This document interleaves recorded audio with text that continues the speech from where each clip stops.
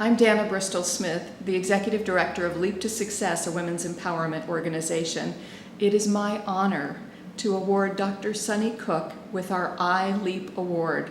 Dr. Cooke is a bold, inspiring woman that shows us all that we can break barriers to move forward, to become leaders in our lives, leaders in our community. Dr. Cooke is the president of MiraCosta College in Oceanside, California.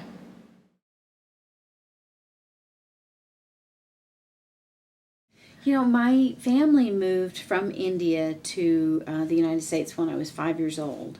And at that time, the Indian government had a policy in place that you could only take $8 per person out of that country.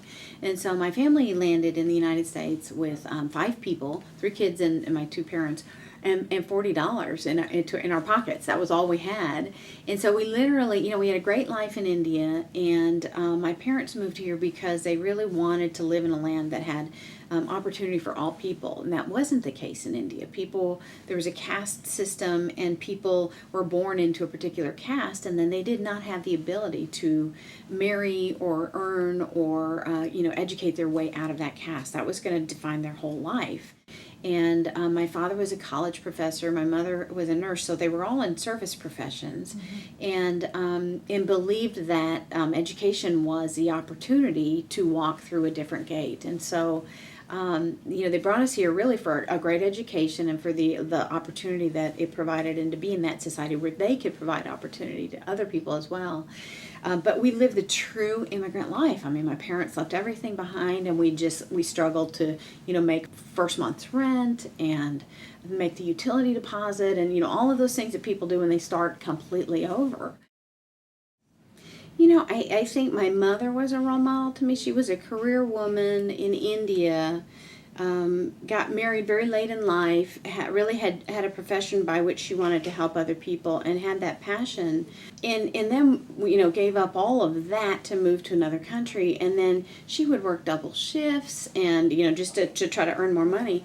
And I don't ever remember that she wasn't home as a mom. So she showed me this ability to be a real career woman and be committed to your career, but also to be a mother, and never have your family sort of miss that you were there, which is kind of a trick of physics, because you're missing one or the other at one point or another. But I think she taught me that you can juggle those things and be really good at both of those things, and I hope that I have been. I only have one child; she had 3. But I that's been something that I've strived to do, is to be all in when I'm at work and be all in when I'm at home, and to blend the two as much as I can, and my son will come to lots of different events on campus and just participate, so that we're trying to maximize that family time. And I think I learned all of that from her in particular. I think it takes a fair amount of just hard work, determination, and resiliency. I think going through hardships really creates an ability to be agile and flexible and resilient to forces and to things. And so I think you learn that, and you only learn that through hardship. So I think all of that has been really valuable. But I would say I don't think there's anybody that is successful without the help of others.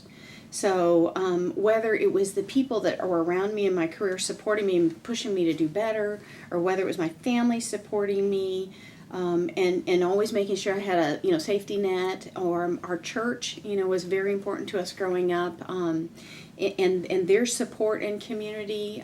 I think those are the things I think have helped me to overcome hardships, and certainly I could not take credit for any of those things without all of that support system, network, people that believed in me and saw things in me before I would ever see them in myself, and sort of push me to do better, to do more.